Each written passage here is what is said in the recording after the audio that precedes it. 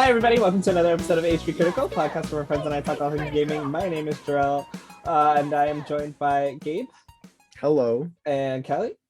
Hi, everybody. And Brandon. What's up? And of course, this is our first official 2022 recording. And we're going to go straight into gaming news as we usually do. But first, how have you guys been? What you been playing? I literally just got through playing a whole bunch of Great Ace Attorney. I'm kind of hooked on it because the mystery is getting like really good. I'm almost done with like the first game of the collection, and then the second game will be there. I don't know if I'm going to do it right away because, a lot of stuff's coming up, but I definitely want to at least see the first game story through because it's pretty addictive so far. And of course, we've been playing Final Fantasy 12 for the JRPG Club as well, so there's been that as well. That's more or less it. I've been throwing a little bit of Pokemon, but not much to speak about there. It's so funny you say that because I played the first case and I was kind of done. I think if I get back into it, I'll probably feel a little bit better about it. What about you guys, the other two? I mostly just play Halo Infinite now. I'm pretty much hooked. It's really fun. I just play multiplayer. Been getting into ranked. I'm ranking up, but not as quickly as I want to. So I'm getting a little irritated, but it's been fun. Halo's easy. I've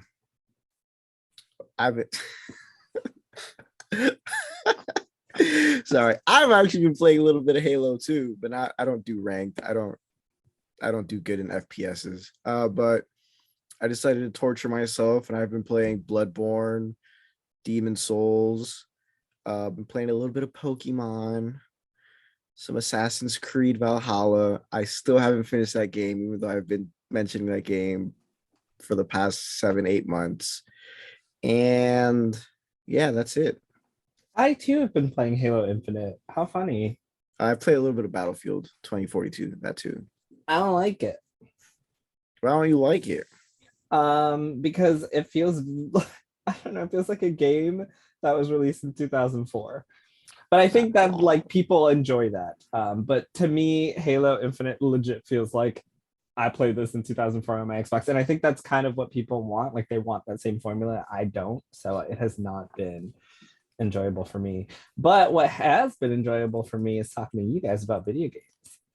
Nice. Let's do that. All right. So first up is Sonic Frontiers was originally going to release in 2021 for the series 30th anniversary. This is by our very good friend Wesley Leblanc, who will hopefully be back on the podcast sometime soon. I know nothing about Sonic, so anyone who wants to can take over about this one. I just have one thing to say, one word. Hallelujah. In fact, holla fucking Luya, because holy shit. Let me just say this about Sonic games. When they take their time, they can be good. Like, obviously the meme is that Sonic 3D with 3D Sonic has never been good. That is a lie. There have been good 3D Sonic games, but they need time to make those. Sonic Forces, which is the most recent 3D Sonic game, was very mediocre because it had 4 years of development, but 3 years was just making that engine and 1 year was actual development. So that wasn't great. But this game, it seems like they're really taking their time. Seems to have like a really good story behind it. Graphically, it looks really good. Music is always good in Sonic games. That's one thing that Sonic games never miss is the soundtrack, thankfully. So I am optimistic about it, especially since they seem to actually want to take their time with it. And for those who have been hearing the story about Sonic Colors Ultimate, how many bugs that game had when it came out to all the systems, I can only imagine this as, okay, if we're delaying this, then Colors Ultimate has to come out this year because it's the anniversary. Something Sonic needs to come out. And so that probably got released in such a state so that Frontiers can come out to being good. I hope. That's all I really got to say about it. I'm just glad they're taking their time, and hopefully it's good. I mean, they did do a lot for Sonic last year, like for the anniversary. We got a lot. Yeah, that concert was really good. I still adore that concert, for example, and a few other things here and there. But yeah, those like expensive, ridiculous, gaudy necklaces of like the characters' faces. Like, come on, that's more than Zelda got. Nice, yeah, it sure is. Oh. It really is. They got Zelda didn't get no live concert. Jewelry, like that shit was ridiculous. I kind of want it, but I'm not gonna pay for it. Did you don't watch the Harry Potter reunion on HBO Max? Yes. Not yet. Okay, Yeah. well, for those of you who did watch it, a very quick, how'd you like it without spoiling? I was crying. I It was so sweet. There wasn't really anything in it. I mean, it was just like them talking about their experiences on the set and stuff. They kind of went through the movies. It was cool. It was really I don't know. It got me in my feels, especially at the end. I was like crying. It was just cool to see them like all grown up and everything. I don't know. Like I really love Harry Potter, so it filled me with so much joy. I hated that I was like such a baby. oh, Hogwarts Legacy is this year, so hopefully that'll be so. God. That'll be fun. I can't wait for that game. Okay, well, go ahead. Oh, well, I was gonna say it was similar to Kelly, except it was like a railroad of emotions. It's like you start it and you see everybody and you're like, oh my god, they're all grown up. And then like as you keep watching, you're like, you just start crying. I think there was a point, it was like the back end of the midway point of the special that is like I did nothing but cry for the rest of the time remaining. Like it was nonstop, just waterworks. And I was like, what am I doing? I need to get myself together. Couldn't do it. To me, it was nice seeing, one thing I always wonder about actors that spend so much time like in something, for example, Chris Evans is Captain America, the Lord of the Rings cast, you kind of sit there and you wonder when you don't see like the DVD specials and stuff, you're like, oh, I wonder how they were on set, how they felt about their experiences. And it's nice to see that out of the characters that were there, they all to this day say very positive things about it. And, and none of them regret being in Harry Potter for as long as they did. There is one part I can't say because that'd be a spoiler. Never mind. But also for those wondering that those don't want to see it because of J.K. Rowling, they actually used pre-recorded footage from an interview she had back in 2019. They didn't use any new footage for her for this special. She was as uninvolved as could possibly be. So the reason I brought this up is because the Harry Potter reunion producers admitted to mistakenly using a picture of Emma Roberts instead of Emma Watson during their promo, and it was a baby picture of what was supposed to be Emma Watson, and it was totally Emma Roberts. Any comments on that one? Because how the fuck? It happens, I guess. I guess it happens. Like First wrong of all, Emma. First, it happens. Like that's probably what they said. Like, oh yeah. I have to wonder. Like, do they look similar? Like, I have to wonder if it was just like a name thing because they have. I mean, I don't know how like they messed little that white up. girls. Like, I don't know what you want. Like, Sure, they kinda do look okay. similar, but I mean, that also, answers my question. That is my whose question. I job was it guess. to check this. Like, Yeah. y'all could have shown her the picture and just made sure it was her.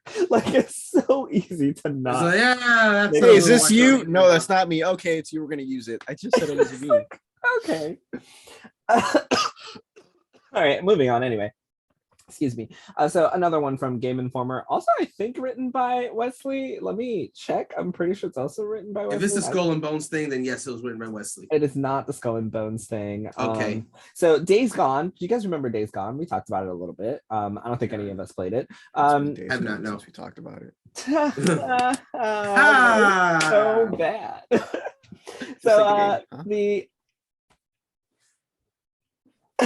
someone in my room. A ghost.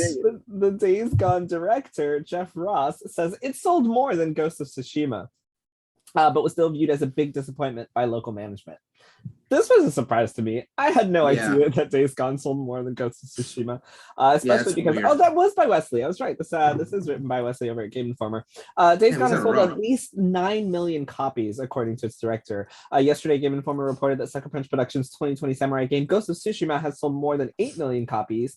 Quite the feat, especially for a new IP from the developer. According to former Days Gone director Jeff Ross, the Pacific Northwest zombie title sold even more copies than Ghost of Tsushima, but instead of warm reception Ghost of Tsushima received for its sales, PlayStation viewed it as a big disappointment.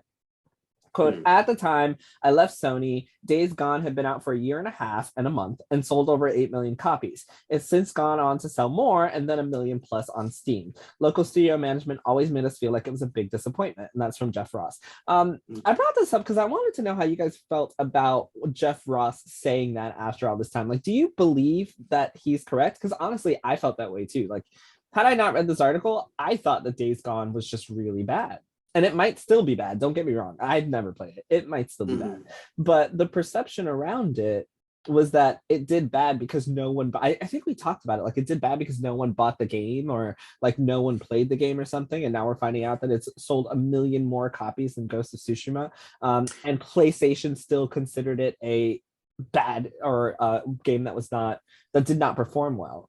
So I wanted to know just your thoughts in general on how PlayStation decides games perform well versus how they don't, if it's not based on sales apparently, or just your thoughts on the story in general. Days Gone came out a year before Ghost of Tsushima, so yeah, I mean, a whole more year of sales. I mean, who knows how many Ghost of Tsushima might sell by a year from now. That's true.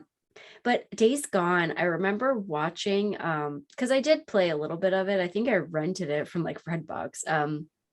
I played a little bit of it, and I remember watching like gameplay of this one scene that they showed at like all the game outlets at the time, where there was like these huge hordes coming, and that was like a big part of like why people wanted to play that game. But I feel like it came out and it was like clunky, like there was no, like, it wasn't like like other zombie games that come out and like they have a good engine or whatever. It was like clunky. It was like the first of its name. Like, it was a good game, but it was like lacking a little.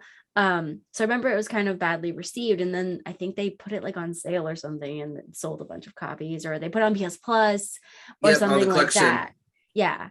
So like, I think that's why people now have the game and that it sold more copies. But like, I don't know. I played some of it and it was good, but it wasn't like great.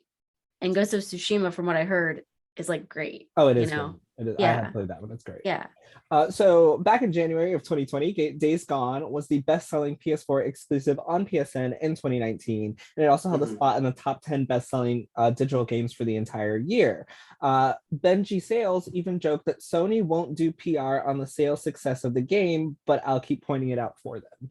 And I also thought that was interesting because, I mean, it basically goes back to what Kelly said, because, I mean, look at what PlayStation did for Cyberpunk, right? They pulled the game from the store so that you couldn't download it until it was fixed. And I'm pretty sure Days Gone came out, like she mentioned, with a bunch of bugs and a bunch of issues. So I can understand, being Sony and not promoting a game that has a bunch of issues, like as a PR statement. But I can also understand someone who's saying like, yeah, I made this game, it sold 9 million copies, and at this point, it's probably better than it was back then. So why are we not getting, the accolades that something like Ghost of Tsushima would have gotten? So I guess I could see both points, but Brandon or Gabe? Yeah, I agree with a lot with what Kelly said regarding like the game's initial performance, because I had heard very much the same things, that it wasn't a bad game. It just it was very clunky. It was perhaps overambitious given what those initial trailers had shown. And I think when the game actually did come out, it wasn't being marketed as well as way before it was coming out, if that makes sense. Like 2 E3s ago, you would hear a lot about Days Gone, but then we get to the few months before it came out and it felt like it wasn't marketed that much. So it actually surprises me a great deal that the game actually did get the sales that it did. And again, it being on the PlayStation Plus collection probably contributed to that as well. But in regards to why Ghost of Tsushima is considered a success while Days Gone is not, again, it's the year difference that definitely contributes, but it's also the fact of its performance. Because of how it was, it just kind of came and went. There wasn't much discussion about it. Meanwhile, Ghost of Tsushima came out, it was the talk for months. Like, when people were putting up what the potential game of the year was for 2020, I know The Last of Us Part 2 took a lot of awards, but there was some serious talk about Ghost of Tsushima being potentially on that same pedestal. Like, it was this new hot IP that, to my knowledge, had none of those same issues that Days Gone had. It was like ran pretty flawlessly. And hey, just now we got a PS5 director's cut version that just adds more content. So the discussion has just kept going. And it also got that update as well, the multiplayer update.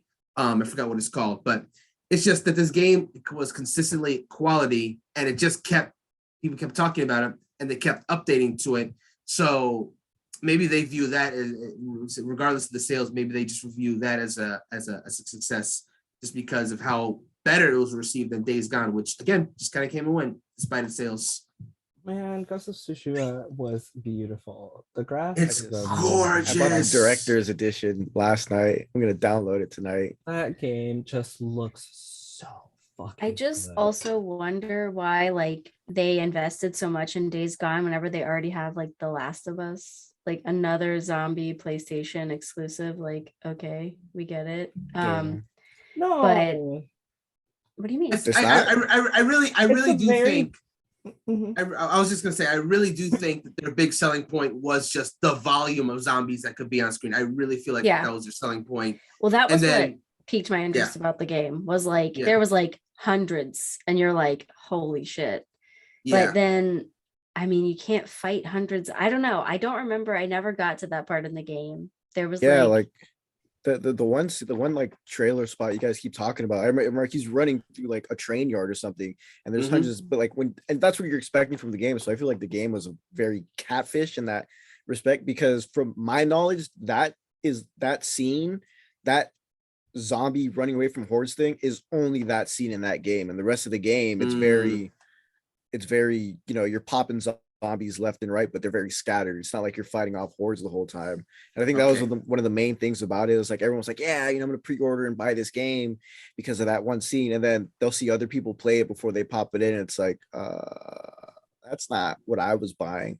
So I think this is also a very good, sale numbers don't always determine the quality of a game. Exactly. Yeah. Because like there's always, I'm pretty sure Drill and I've had arguments about it, but there's always that argument when it comes to talking about how good a game is when it comes to sale. And it's like,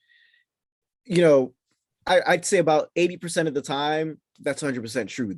As many copies as it sells, it's going to be a good game. But then there's times where it's like the sales number is very misleading. Like people bought the game doesn't necessarily mean they're going to play it. The same thing with, the PS5. A shit ton of bots bought PS5s, but there's a shit ton of PS5s sitting in hardwares not being played. Sitting in, what is it called? Not hardwares. I know what you mean, like garages or whatever. And I don't know.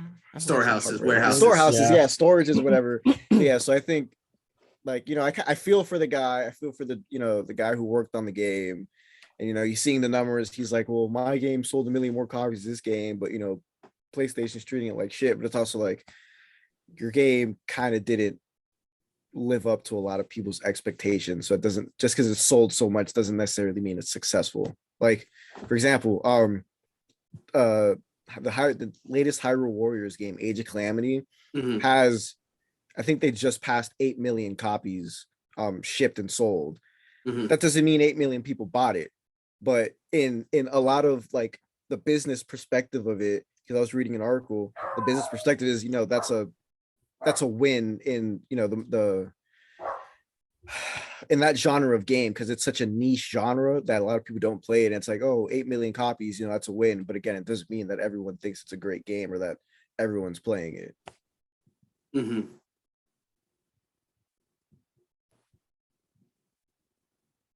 I'm sorry, guys. Give me 1 second. Okay, sorry for that quick interruption. Just the last thing I want to say about this is, I know you all remember Sean Layden, who was the previous head of PlayStation. He said of Days Gone, "Congratulations! I always thought it was an ambitious and impressive title. The Hordes. It was a real privilege to be there on launch day. Will not forget." And so that kind of obviously is a look into what he thought the potential of the game was, because obviously he's one of the people that's going to have to, greenlight a title like this. And so he believed in it. They believed in it. They also go on to say that it was a really small team working on a really huge, ambitious title. And this was, I think, just PlayStation's way of once again taking a smaller studio, Ben Studio, and allowing them to create their vision and seeing how it works. But of course, even this article mentions, the biggest difference between them is the scores. Days Gone scored really low, Ghost of Tsushima scored really high. This is, of course, like we mentioned, because of, people got review copies that were just really bad. And of course, when you're writing a review, it's going to be based on the what you've been sent. And if that is not a good piece of, game that you can work with, and that is what it is. I think one of the worst reviewed games on our website, I think Kelly did, Hex Simulator. Do you remember it? And it just didn't even, like, she was texting me like, this doesn't even work, and I was like, yeah, there's nothing we can do about it except for write about the fact that this game is not, working in the proper manner. And that's, I think, what happened to Days Gone. So let's move on. Let's go on. Yeah. To a tweet from Imran Khan at RanzoMG.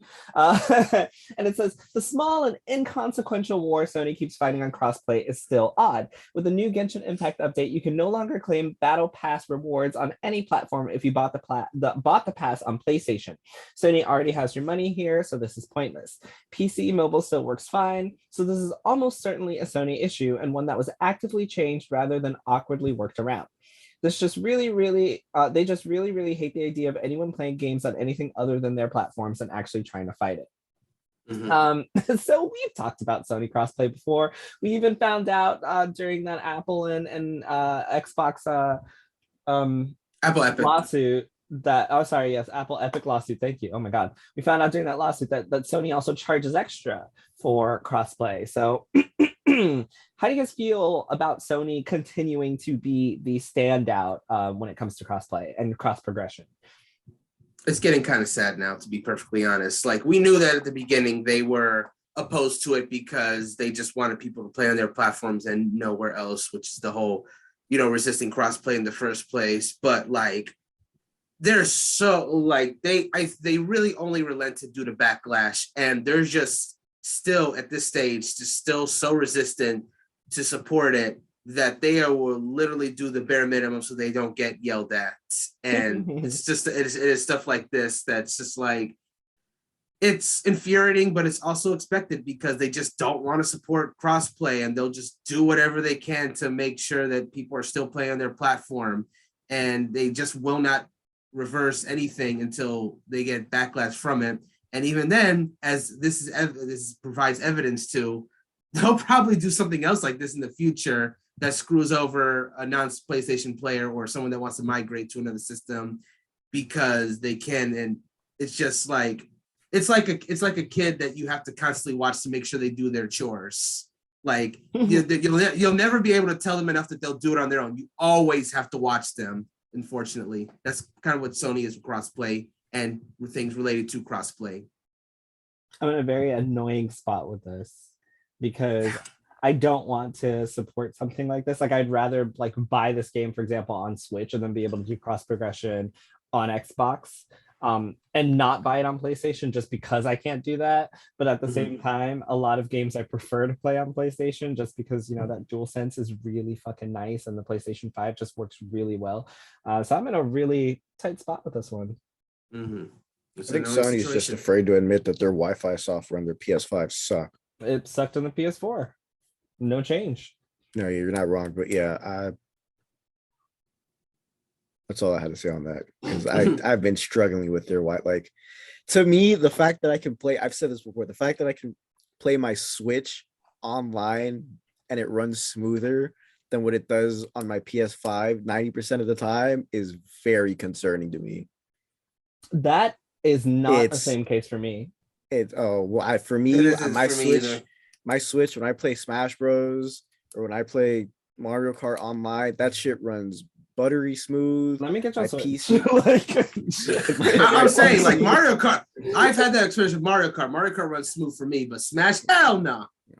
Smash is just because of the people you're playing. The people, the people who play online Smash Bros in your region, in the Southeast region, have horrible Wi-Fi. And that's very true. I know because I used to live down there. As soon as I moved up here, Wi-Fi's been my PC it connects to the Wi-Fi and it'll play perfectly fine.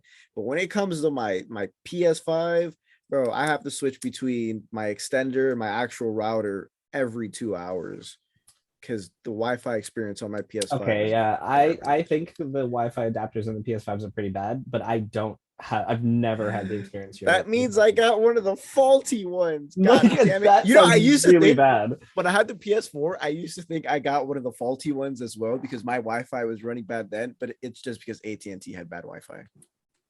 I mean, they do, and I have AT&T. Yeah, so I just got better by now. But like, I'm telling you, I used to sit there. Like I would sit there and I would just like, my cousin's like, oh, why'd you disconnect? I was like, dude, I don't know. I think my PS4 is messed up.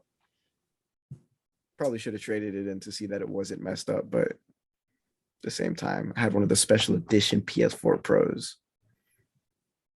All right, well, that was a little bit of a tangent. Kelly, did you want to comment on this at all? No, Kelly doesn't give a fuck. Oh, really quickly, have you enjoyed your PlayStation 5? Have you been playing it at all, or is it just collecting dust? It's fine. Everything's fine. Okay, so at CES, PlayStation was at CES 2022, and they confirmed their next VR headset is called PSVR 2. And here are a few specifications of it. It's called the name of the controller is officially called the Sense controllers, which will offer things such as haptic feedback, which you now have in the DualSense controller. The PSVR 2 will feature an OLED display with a nice per eye panel resolution of 2000 by 2040. The headset will also support 90 hertz and 120 hertz with a field of view approximately 110 degrees. They also note that the PSVR 2 will include 4 cameras on the headset and controller, tracking IR camera for per eye tracking. Your movements and the direction you look at are reflected in-game without the need for an external camera. In addition, they announced that one of the first new games coming to run on the next-gen headset is Horizon Call of the Mountain, which is being co-developed by Guerrilla Games and Firesprite Games, and the latter of which was acquired by PlayStation last September. And there's no more available information on Call of the Mountains as of yet, but they said that the game is being built specifically for PSVR 2 and will open the doors for players to go deeper into the world of Horizon. They did not reveal when the PSVR 2 would come out. Are any of you interested in virtual reality and consoles? Yes. Yeah, but I don't like buying them. I didn't get into the PSVR because there was nothing. There's a lot of little interesting things that are like, oh, if I had a VR, I'd play this, but nothing was like told me I need to get this. It's kind of the same for me right now with the VR 2. Nothing there has like, this is like cool stuff if I have it, but it's not like it's gonna make me go get it. Also, I just want to comment on this real quick. I think that Horizon Call of the Mountains, was it called? Mm-hmm. I think that's probably closer to release than we think, but I think they just probably just want to get out the actual Forbidden West before they go too deep into this. My prediction is that Call of the Mountains will be a launch title for when the VR 2 actually does release. Oh, yeah, that's pretty much. Yeah. I mean, yeah, that's sure, yeah, but I'm just saying it's probably a lot closer. Yeah, that's pretty much my position of VR 2. It looks cool. If there's something that I really want to get for it, then I will. This announcement came out of nowhere though. Like when all this was getting announced, like I was literally in my bed getting ready to go to sleep. And like, man, the best announcement at CES was the color changing car. Come at me, I don't care. That shit was dope. Plus a bunch of really cool TVs. I need to look that up. I didn't see that. Plus a bunch of really BMW. Cool TVs. Yeah, okay. It's a fucking really ugly BMW. It's not ugly. Whatever. This is off topic. There are a bunch of really nice TVs as well. But the biggest part of this is that the PSVR 2 will only have one cable that is required to connect to the PS5.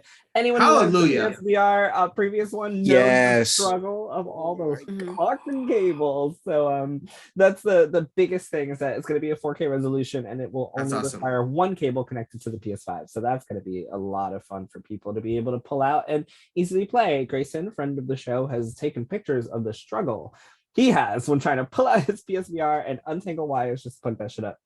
So yeah, that's that. Let's move on. All right, so have you guys transferred images from your Switch, screenshots or videos or anything from your Switch to an Apple or Android device before?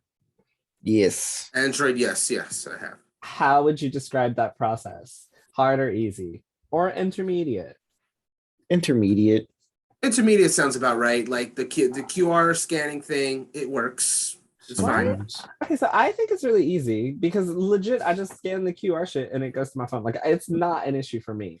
The But only reason I call it, sorry. No, go ahead. No, the only reason I call it intermediate is because sometimes it won't, like, it has to do that quote unquote Wi-Fi connection. Yeah. Like sometimes it won't do it. It won't switch over. And I'm like, why isn't it giving me my picture? But that's the only reason I call it intermediate. Exactly. It's an easy process. It's just sometimes can be annoying. That's all. There's a new app that's going to make saving screenshots from your Switch less of a headache from IGN.com, written by Jared Moore. Switchbuddy is an app that makes it much easier to transfer screenshots and videos from your Nintendo Switch to mobile devices. There you go. So you guys can work on that later on. Maybe it'll make you feel better about the process. I don't know. I don't personally have any issues. So former team members criticized BioShock creator Ken Levin's inability to actually release a game. Wow. This is from Eurogamer. Oh. I've heard about this one. Keep talking. So first of all, wow. Like it's so funny because when I was reading this, I was like, imagine like HP Critical is like, we feel like Jarrell has the inability to actually publish podcasts. I'm like, you fucking bitches. Like, fuck you guys. Like, well, it doesn't take you 8 years to get a podcast out though. Okay, but games are kind of different. Anyway, so Bloomberg has reported that after nearly 8 years of development, the next project from BioShock creator Ken Levin is in development hell. The report is based on interviews with several of Levin's former colleagues at Ghost Story Games, the small studio set up by Levin following the launch of BioShock Infinite and his decision to subsequently shutter from studio Irrational Games. These colleagues discussed Levin's flawed management style, which has led to vast amounts of work being scrapped and staff left with nothing to show for years of their lives. Okay, I'll go to a quote from an employee that says the ideas and ambitions were great, but the scope just grew and grew without concern for the team's ability to get it done by our fall 2017 deadline. Ken wanted to make a AAA game with a budget team size. It was never going to happen. Others criticized Levin's perfectionism and ego. He is charming and charismatic. Another former staff member said, but can become moody and lash out, singling out an individual while berating them in front of their coworkers. Half of those picked to join Levin at Ghost Story have now quit, including the studio's top producer. One estimate put Ghost Story's debut game still a couple of years away from release. Take-Two and Levin declined to comment on the report. So we've got a boss, Ken Levin. He makes really great games. People really love BioShock. This is surprising to me because I feel like you should have, directors, producers. You've got a line of people to ensure that stuff like this doesn't happen. But of course, when you have someone that's ahead of the studio that's making the big ideas for the games and they just have all the say-so and they decide like, yeah, no, I said we're going to do it this way and it has to be this way and everybody quits, then this is, subsequent to exactly what would happen. It just is kind of funny that all the employees are like, yeah, he was trash. Like, he sucks. I can now tell you guys why 8 years of my life I've been trying to make this game and nothing has come out. It's because my manager is just really piss poor at management. So any thoughts on this one? All I can really say is, like, obviously the man has the talent because, again, he did direct the BioShock games and they turned out really well. But in terms of, like, obviously having his own studio making a game, he has like 100% ego and like 0% like management skills is the impression that I'm getting, because like like you said, you're supposed to have like a team to like, balance the budget, balance the workload and stuff like that. But a lot of that's just not happening. So they've languished 8 years with this kind of game, and that he doesn't seem to like really want to take a whole lot of criticism. So if the game is not 100% what he wanted, like for the entire thing, he will scrap months of work and then just start over again, which has been done in game development. Nintendo's notorious for scrapping work if it doesn't meet their standards. But eventually the game does come out is the difference. The fact that there's 8 years and we don't even know what the hell they're making at this point is, and they just have all this money too, which I think it was Take-Two that like is giving them all this money. And they're just nothing is coming out of it. It's just, it's talent. It's just very poor management skills. And frankly, probably some really poor people skills too. You know, a lot of people just leave and is like, I don't want to do this no more. This guy's you just can't give some people and I'm just talking based on experiences that I've read about, but some people just can't handle being on their own. Because obviously when he was under Irrational Games, he was able to get, games out. We talked to Austin and, he told us a little bit about the fact that there are people to ensure that these games are coming out on time. Like they have people making timelines to ensure that they're being met to get these games out. And apparently it's just not happening over there.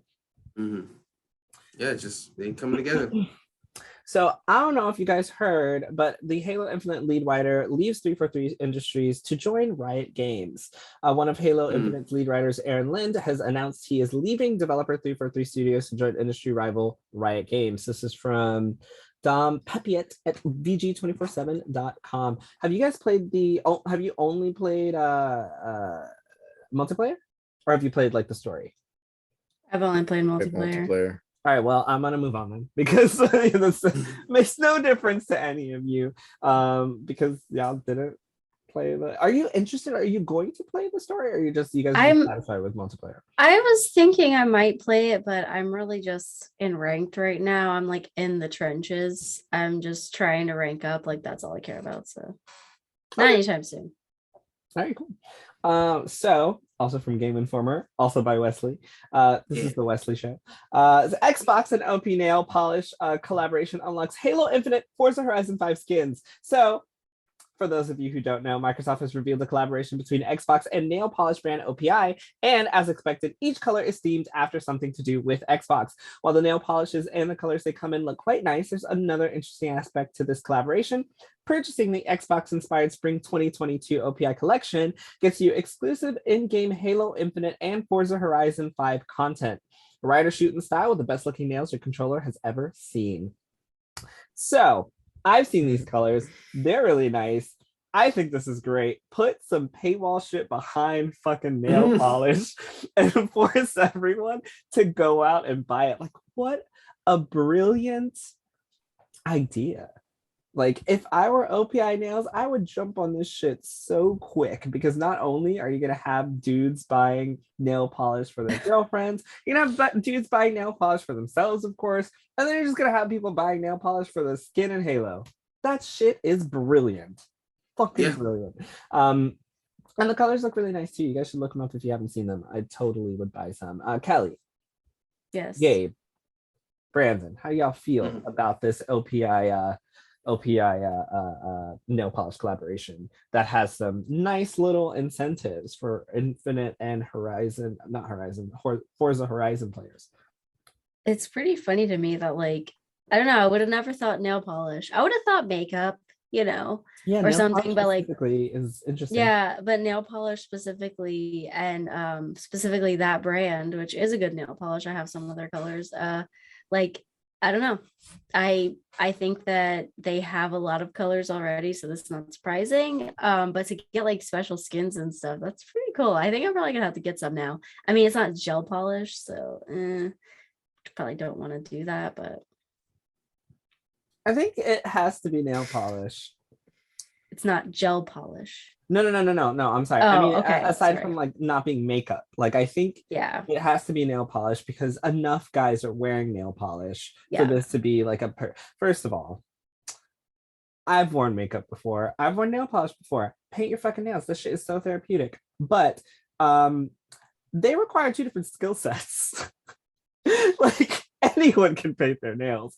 Not anyone is going to try to go out and buy makeup because holy shit, it's a struggle. If you don't know what you're doing, let me tell you what, your skin tone's going to be like 3 different colors. So I think it has to be nail polish because it's the easiest, most accessible thing, right? Like, I mean, I'm assuming that nail polish is literally the easiest and most accessible thing aside from like, actual makeup and foundation, et cetera, et cetera. Because I would rather paint my nails blue than put on some blue eyeshadow because I would have to find a nice blue to match my skin tone. It's just too much. Anyone else on that? I'm not gonna argue that nail polish is probably the easiest thing to apply, but me personally would love to see it on some mascara because I would use mascara more. Because let me tell you, I wore mascara once for a play. My skin has never looked so damn smooth. And I have pictures of that day. I'm like, Please I send, want please send I for want no proof. that again. But like also, like you said, it's hard, of course, different skin tones. I have facial hair, little stubbles that like to poke out, so it'd be weird to put on. So I guess nail polish was the way to go. It's pretty easy. Also, it was like you said, people are going to be buying it for their partners. And again, like you said, it is significantly easier to just be like, hey, what color do you want? Oh, you want this color? Okay. It's not gonna be like, all right, you have to get this certain blend from this company, but you also have to get this blend from this other company. And if they don't have it, then you're gonna have to go to this other company and find a blend that doesn't match with the first blend. You get where I'm going here. You sound like a man with a girlfriend. I've had my experiences. It's gotten to the point where when you tell me to look for something certain, I'm going to write it down and I'm going to follow whatever directions you give me. I'm not going to do anything else, because I had to buy makeup once for one of my girlfriends and I did what I thought was right. I was like, okay, I can't find this here, so I'm going to just go ahead and grab this one, because what? No. I think this is her skin tone. No. Never. I was literally one shade off, like the one shade off, like on the whatever it's called, like where they show you the shade. It was one shade off from what she needed, but like when she applied it, it was like 50 shades off. I was like, what the fuck? Yep.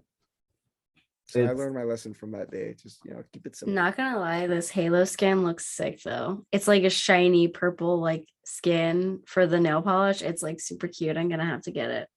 But you have to spend $20 on nail polish to get that. So that's kind of a lot, to be honest. Yeah, that's essentially paying $20 for a skin. That's kind of rough. And Fortnite makes you do it.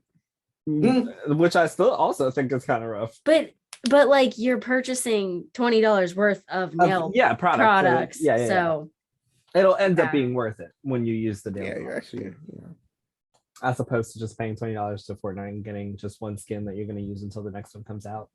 Speaking of things that are coming out, PlayStation Now has officially released their games for January 2022. What? You mean PS Plus, right? No, I meant PlayStation Now. Oh, really? Oh, okay. Yeah. My bad. Did I read this wrong? No. Okay, I was laughing at. No, I didn't see this now stuff. All right, well, PlayStation Now games for January 22 are Mortal Kombat 11, Final Fantasy 12, the Zodiac Age, and Fury Unleashed. And I brought this up specifically because for anyone who's also listening to the podcast, remember that we were doing JRPG Club for Final... What? I said plug. Oh, I heard fuck. And I was That's what I heard. What did I do? What? Anyway, yeah, so we're playing through Final Fantasy 12, the Zodiac Age. Look forward to our next stopping point. A lot of shit is happening in that game, so it's gonna be. Oh yeah, it is. Oh my god. We have a shit ton to talk about. But while we're talking about games that are releasing, I want to talk about some games that are coming up, and I'm gonna give you guys. This is the BMW color changing car. Is not what I want. I want the 40. I think it's like 40 something games that are coming to consoles this year, and I lost it. What is it? Why? Yeah. So I want to tell you guys what's coming and just get a gist of how you're feeling about this year and what you're excited for. But I'm gonna do that last. The next thing the next to last thing, the penultimate topic is the fact that E3 is now shifting to online only because of the Omicron concerns due to ongoing health risks surrounding COVID-19 and its potential impact on the safety of exhibitors and attendees. E3 will be held E3 will not be held in person in 2022. E3 is not going to be held in person in 2022 because of COVID-19 and the Omicron variant. Thoughts? Go for it, Gabe. Go. Surprised they did it this early, but I guess it means they'll be more prepared, hopefully, for a digital event. Nope.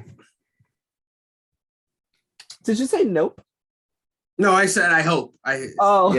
I was like, all right. I guess we're gonna argue now. I really heard like nope. But no, I mean, yeah, I'm surprised they pulled the plug this early. Well, I'm not gonna say pull the plug. Sounds like they're killing the entire show. My bad. I'm surprised they decided this so early. I don't think it's that early. You don't think? You think it's too late? I think There's- because what is this? This is January, right? Yeah, we're January. At the beginning of January. Fine.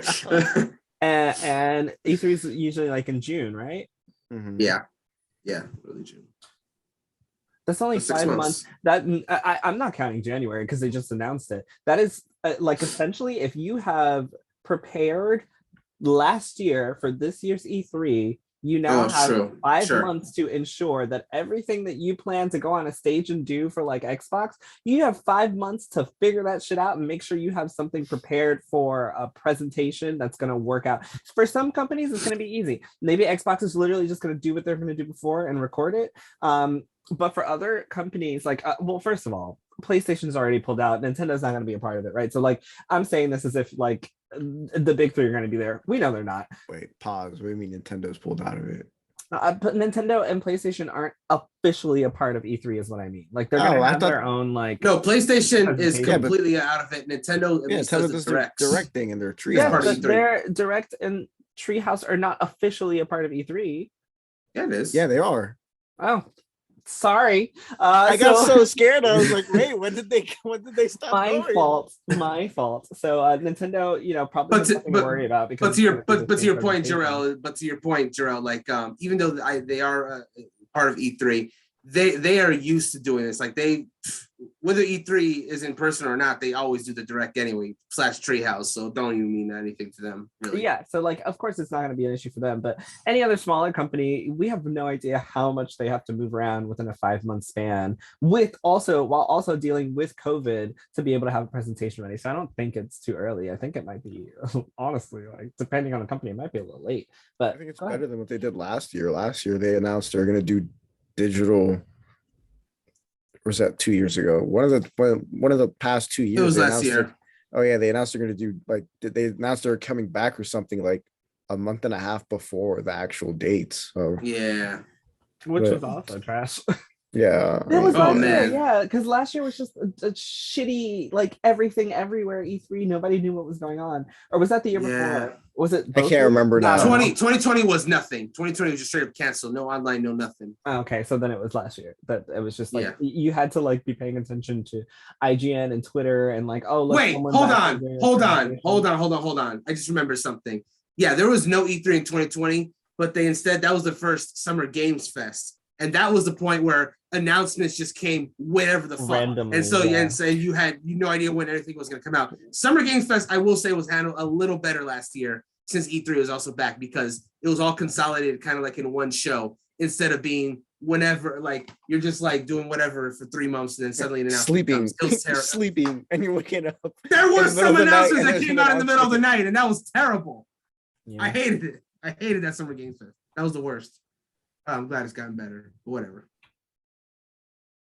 Actually, I think it was called like Summer of Games. It doesn't matter. It I sucked. think Summer I'm Game glad Fest it's was the right one because Well, they we- just announced today that they're coming back again. Yeah. What were right. you saying, Gabe? You were. I cut you off because I was saying that I don't think that 5 months was. Oh no, that was what I said after about it. The year before they announced their thing a month and a half before it happened. So that's why to me it seemed like it was an early move on their part because I kind of associated them with being very last minute. But E3 is so last minute. 5 months is early. Checks out. I mean, I'm gonna be honest. No, I'll be honest. I don't start remembering about E3 until around like April, May. So Yeah, that's when where I get. when you that's sent the where- yeah. article, I was like, "What the fuck is E3?" I'm like, "Oh, I didn't send it. You E3. sent it. Yeah, you said that. Which is so funny because when you sent that, Christy sent a message and like in a separate chat, Christy sent a message. She was like, Jarrell posted it. I was like, I did it. Like Gabe did. I was at work for 13 hours today. So let's talk about 48 games coming in 2022. And if there's one that you're excited for, I want to know which one it is and why. And then we're gonna end. Oh, Got I ran this. out of coffee. All right, let's wrap this shit up because I ran out of coffee and I'm gonna go to sleep. So we got Rainbow Six Extraction, Pokemon Legends Arceus, Dying Light 2, Stay Human, Sifu, Crossfire X, Total War Warhammer 3, Horizon Forbidden West, Elden Ring, Evil Dead the Game, Babylon's Fall, Gran Turismo 7, Stranger Paradise, Final Fantasy Origins, Tiny Tina's Wonderland, Stalker 2, Heart of Chernobyl, Oxenfree 2, Lost Signals, The Day Before, Forspoken, Ghostwire Tokyo, Kirby and the Forgotten Land, Lego Star Wars The Skywalker Saga, Star Trek Resurgence, Saints Row, Redfall, Scorn, Starfield, The Lord of the Rings Gollum, Company of Heroes 3, Homeworld 3, Marvel's Midnight Suns, A Plague Tale Requiem, Arc Raiders, Arc 2, Avatar Frontiers of Pandora, I totally forgot that was a thing, Bayonetta 3, The Callisto Protocol, God of War Ragnarok, Gotham Knights, Hogwarts Legacy, Kerbal Space Program 2, Layers of Fear 2022, the sequel to The Legend of Zelda Breath of the Wild, Mario and Rabbids Sparks of Hope, Nightingale, The Outlast Trials, Shadow Warriors 3, Sonic Frontiers, Splatoon 3, and Suicide Squad Kill the Justice League. Do you guys... Whoa. Holy shit. No one saw anything. Our listeners didn't. Anyway, do you guys think that 2022 is going to be the year that really takes these new consoles forward? Do you think it's going to be a good year for gaming? Are you excited for what the year has to bring?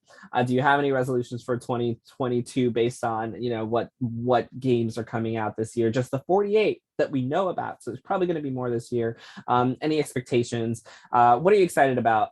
Just let me know how you feel about 2022 so far, so that at the end of the year we can do a retrospective and see how well we're gonna be. No, I'm disappointed we are at the end of the year once we play all these games and they're sucked. No, I'm just kidding. So anything you're excited about? How are you feeling about 2022 in gaming? What do you think? I mean, No, go on. I was just gonna say, to answer your first question about whether I think this will be the year where they really show off like what the next generation consoles like PlayStation 5 and Xbox Series can do. It's possible. It depends on when these big games come out. I think PlayStation 5 is probably going to have a really strong year, because not only are we getting Horizon Forbidden West coming out next month, but then God of War Ragnarok, I think, is supposed to come out this year as well. And that's already like two really strong like PlayStation 5 games. And if they got more in the wings, that's going to be a strong year for them.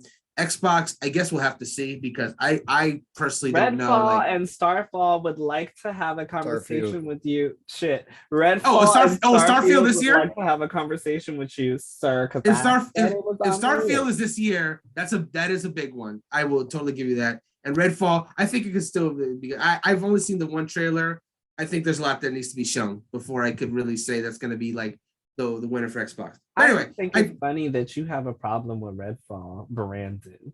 Why I saw a single trailer. Redfall, Brandon.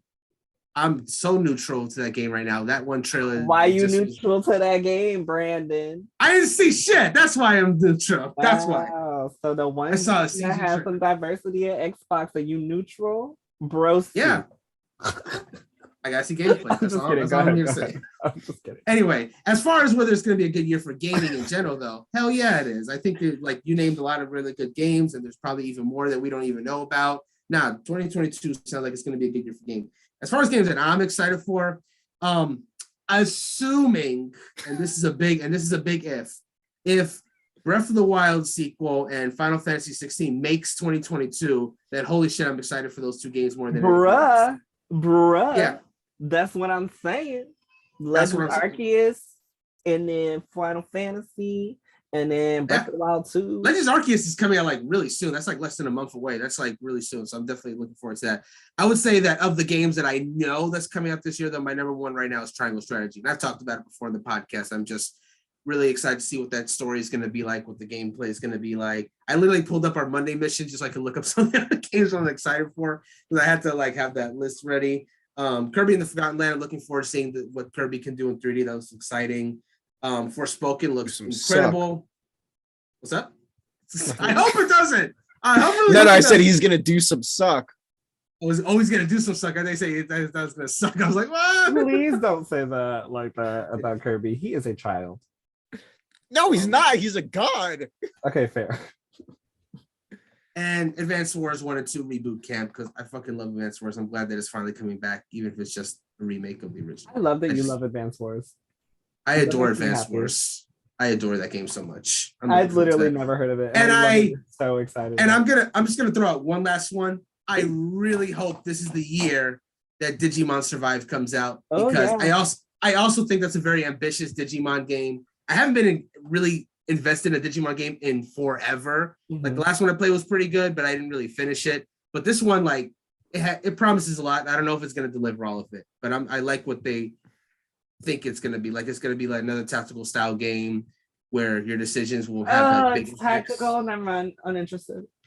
Yeah, no, I'm interested, but if you're not interested in tactics, I'm interested in Marvel Midnight Suns for the same reason. Like, there's a lot of tactical games coming out this year, and I hope I end up liking them. I know tactical games can suck. Kelly, well, I'm done. I'm very interested to see how you feel about this, because I know that you were talking about how disappointed you were at so many remakes coming out and no new IPs coming. There are quite a few new games coming this year. Yeah, you said it before. Don't give me that face. You literally talked about how you're waiting for brand new stuff multiple times. Well, now there's a lot of brand new stuff coming out. So how are you feeling?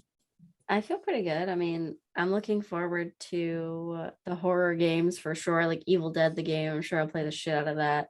Callisto Protocol, definitely interested in that one. God, there's other things, I'm sure. But a lot of them are kind of just like on the same thread of games that I already play. I mean, Arc 2, it's okay, it's a sequel, so it's not new. I don't know. I don't know. Kelly said Arc 2. The fuck is that? I played Arc 1. Yeah, well, I mean, I assume that it will look better. It can't possibly look worse. So, that's true. That game looks like shit. It's so much fun, but it looks like shit. That you love it, and you're just like, oh, but it looks so bad. I love it. It looks so bad. I mean, I'm glad it looks bad because then my PC can run it. So there you go. Great. It's like World of Warcraft. Yeah, I miss World of Warcraft. Okay. I really I think it's going to be a good year. I want to play the Outlast Trials. Like I said, I will gift it to us all so that we can suffer together. Outlast is a very horrifying experience, so I would love for us to all share that. It's a 4-player, so it'll be great. And yeah, I'm looking forward to that game probably the most. I hate Outlast, but I love it. Like, I'm so terrified, but I just love being scared. I don't know. I love just being frightened. I'm just a freak. So okay. Yeah, so I'm looking forward to the Outlast Trials for sure. Was Texas Chainsaw coming this year? Supposedly, yeah. Okay, because I don't think that was on this list. So yeah, I feel like you missed a couple. Dying Light 2, you didn't mention. Yeah, I mean, this is just from IGN. So I just read the 48 games coming from IGN. There are still more. Yeah, there are more. Yeah. I just remembered a game that could be a lot of fun that I know Gabe at least was probably interested in. Dragon Ball The Breakers. Man. Okay, so what about a game that Jarrell's interested in? Yeah. Sorry. Redfall. You already talked about Redfall. I got him.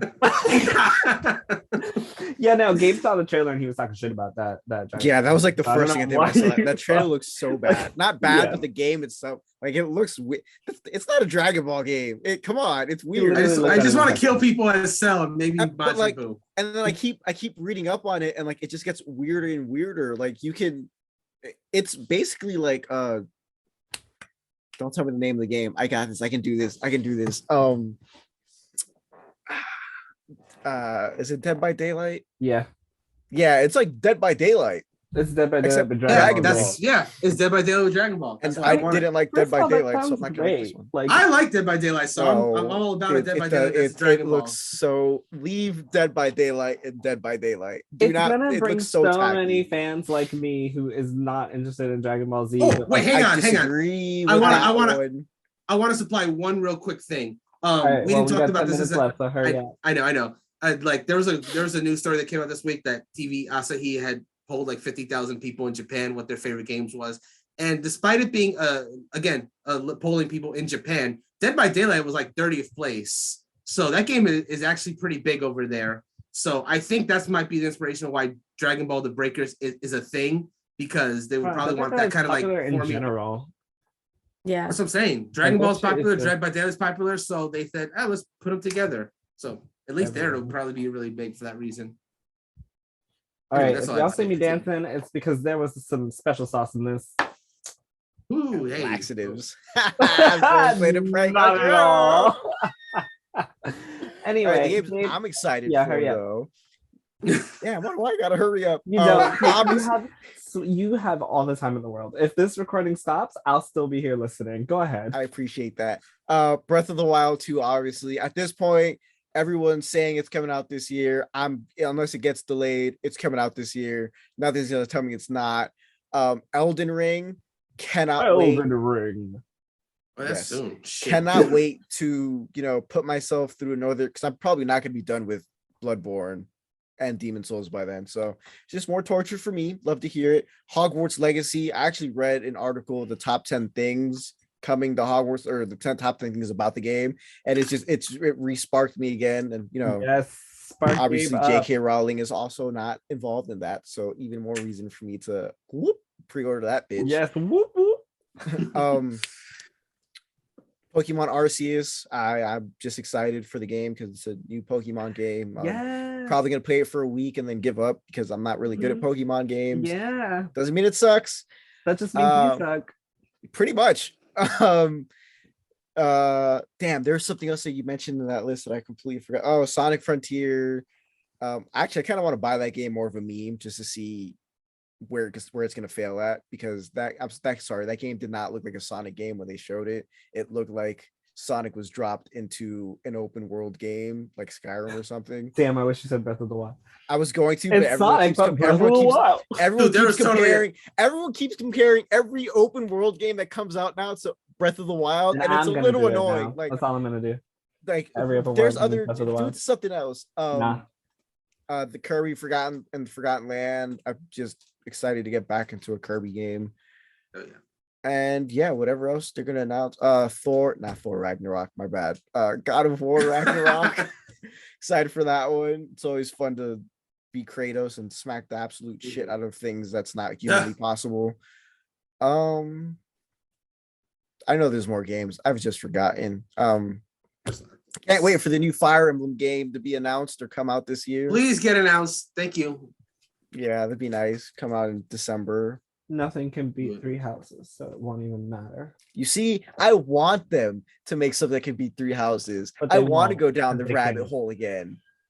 They can't. But another They've 2 peaked. weeks beating the game. I got to do Route 3 this year. That's They've peaked. Is it my turn? I hope. Oh no, hold on. What really quick? It's not going to come out this year, but I hope they give us more information on Dragon Quest 12. Yeah. Oh yeah, that'd be cool. Hopefully, it is less boring than Dragon Quest 11. You take that back right now. Well, Dragon Quest 3. The Dragon Quest 3 was trash. Oh yeah, the remakes that might come out this year, because they did a press thing where saying that the team Asano that does those games said, "Hey, we got more games to announce and release this year besides Triangle Stars." Like, shit, really? So that might be one of them. It's a possibility. It's a remake of it all. Is it my turn now? Yes, go for it. All right. Well, there's not enough time for me to talk about mine. Sorry, Forspoken. All of my time, so you guys will just have to assume what I would like based off of that list, because there's no more time left. Forspoken and Redfall. Those are Jarrell's favorite games. That's all he's. That is not at all the truth. However, I'm going to end this podcast now because it's really late. Thank you guys for talking to me. I will write what I'm looking forward to on Twitter at some point in 2022, probably like December 31st. So I can see how I compare to what I was looking forward to, so everyone will know. Also, I have a date tomorrow, so anyone listening, send your boy some good luck, because we're gonna hope that things go really well. Vibes. Yes, send me Twitter DMs of like really nice gifts of like good luck on your dates, Rel, because then I'll know that I got that positive ass energy. And I also need to sleep because I work and I've got a date tomorrow. It's gonna be crazy, and I'm gonna be editing this podcast. It's gonna be wild. So for all of you listening, thank you guys for continuing to listen. Bitches, give us a motherfucking rating, because I'm sick of not seeing the motherfucking ratings on my shit, bruh. Go fucking rate this shit if you love us. If you don't love us, then why are you listening? I don't know. Also, I'm gonna cut this out. That was very aggressive. No, I leave that. apologize. I like aggressive. No, that was We're not- starting. not No, we're aggressive. starting the new year, and we're gonna be more aggressive about our fans actually showing us appreciation. Because you know what? It's not enough to just say you love us. Start leaving ratings, retweet those tweets, all of that. Be aggressive. You take your stand, Jarrell. I am gonna say goodnight, everybody. Bye. Good night. Bye. Love you.